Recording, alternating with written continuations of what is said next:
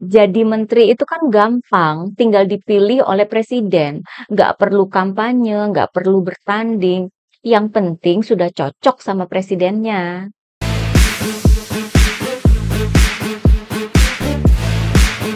Hai teman-teman, jumpa lagi dengan saya, Nina Nur. Sejak kemarin kita menunggu bagaimana akhir dari putusan MK di tangan KPU. Kalau lewat revisi Undang-Undang Pilkada di DPR kan sudah batal.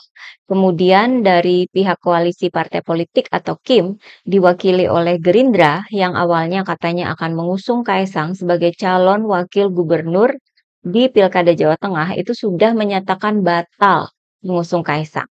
Yang bakal diusung di Jawa Tengah adalah pasangan Ahmad Lutfi dan Taj Yassin Maimun. Keduanya itu sudah diberikan surat rekomendasi yang ditandatangani oleh Prabowo. Akhirnya, tadi siangnya sebelum jam makan siang, Komisi 2 DPR sudah ketok palu sebagai tanda persetujuan atas peraturan KPU atau PKPU yang di dalamnya itu sudah dimasukkan putusan MK terbaru. Rapat hari ini berlangsung cepat karena sebelumnya tadi malam ya sudah digelar rapat untuk membahas PKPU ini. Kita tetap curiga dan waspada sih ya sejak kemarin. Soalnya kan masih ada celah buat KPU untuk tidak melaksanakan putusan MK.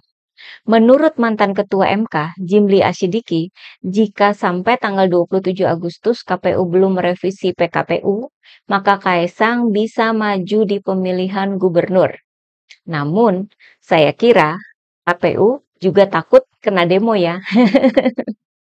Gedung DPR yang pagarnya itu tinggi dan megah itu aja dirangsek sama para pendemo. Apalagi gedung atau kantor KPU yang skalanya itu lebih kecil ya. Bisa hancur itu kantor. Nambah-nambah kerjaan lagi kan. Padahal pilkada itu sudah sangat dekat. Males kali ya KPU direpotkan sama urusan lain selain pilkada. Walaupun barusan kan tunjangan KPU itu sudah dinaikin sama Presiden Jokowi. Tapi dari Presiden Jokowi sudah ada pernyataan akan mengikuti putusan MK dan tidak akan mengeluarkan peraturan pemerintah pengganti undang-undang atau Perpu ya.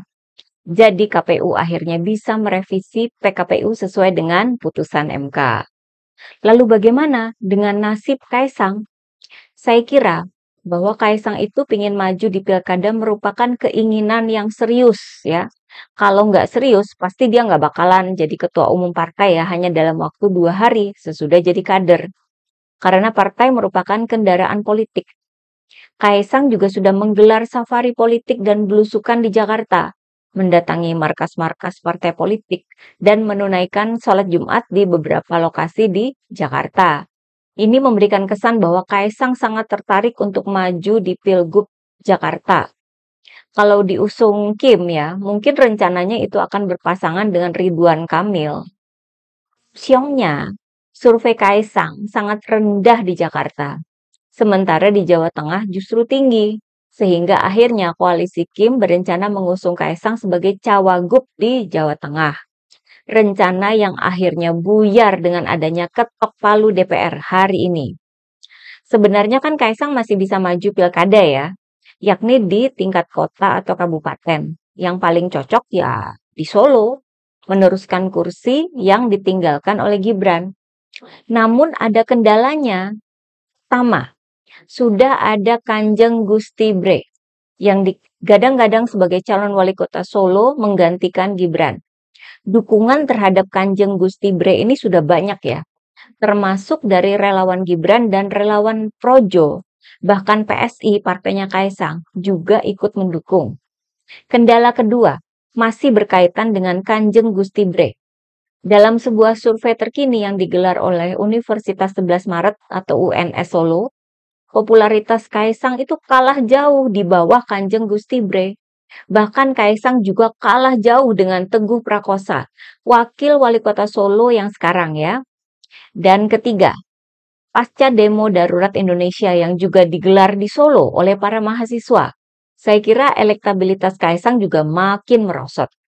Keluarga Jokowi yang dihujat oleh para pendemo se-Indonesia, citranya itu menjadi buruk.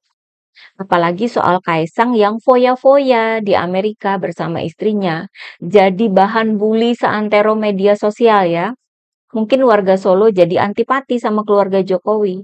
Lebih nyaman dipimpin oleh raja yang asli, yaitu Kanjeng Gusti Bre. Melihat tiga kendala itu, maka jadi masuk akal ketika muncul pernyataan dari PSI pada hari Sabtu kemarin bahwa Kaisang dipastikan tidak akan maju di Pilkada 2024. Pintu pilkada sudah tertutup buat Kaisang. Apalagi ketahuan bahwa Kaisang itu sudah mengurus surat-surat untuk Pilgub Jawa Tengah, tepat pada hari MK mengeluarkan putusannya tanggal 20 Agustus lalu. Kalaupun nekat mau maju, maka dalam prosesnya ya, keluarga Jokowi pasti akan makin jadi bulan-bulanan netizen. Makin jelek untuk citra Jokowi menjelang lengser. Saya kira keluarga Jokowi tentu masih menginginkan bahwa Kaisang bakal punya karir politik di pemerintahan. Ketika pintu pilkada sudah tertutup, maka pilihannya tinggal di pemerintahan Presiden Prabowo. Dan yang paling gampang buat Kaisang tanpa perlu berkompetisi adalah kursi menteri di kabinet Prabowo. Kakaknya sudah jadi wakil presiden. Masa adiknya nggak bisa dikasih kursi menteri? Menteri dong levelnya, masa wakil menteri? Jangan bercanda dong. Harus jadi menteri. Kaisang kan masih muda. Jadi posisi menteri yang paling cocok itu kan, ya jadi menteri pemuda dan olahraga, Menpora. Maka Kaisang berpotensi akan memecahkan rekor menjadi menteri termuda yang sebelumnya dipegang oleh Dito Aryo Tejo, Menpora yang sekarang ya. Kaisang masih muda, badan sehat, suka nge-gym, kan pas jadi Menpora. Jadi menteri itu kan gampang, tinggal dipilih oleh presiden. Nggak perlu kampanye, nggak perlu bertanding. Yang penting sudah cocok sama presidennya. Jadi sekarang ya tinggal bagaimana Pak Prabowo aja.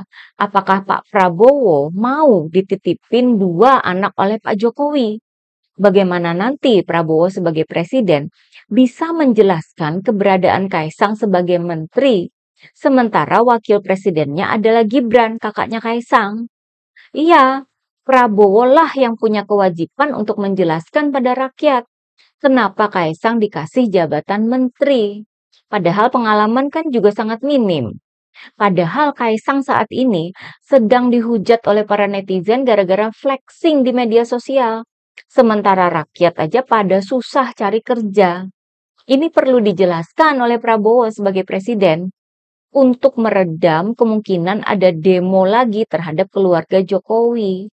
Prabowo kan nggak mau katanya nanti di pemerintahannya itu terjadi demo-demo besar kayak yang sekarang ini demo darurat Indonesia. Kalau tidak jadi menteri di pemerintahan Prabowo, apalagi ya jabatan atau posisi buat karir politik Kaisang. Loh, kita yang mikirin. Oke, bagaimana pendapat teman-teman? Sekian dulu dari saya. Terima kasih atas perhatiannya. Begitulah kura-kura.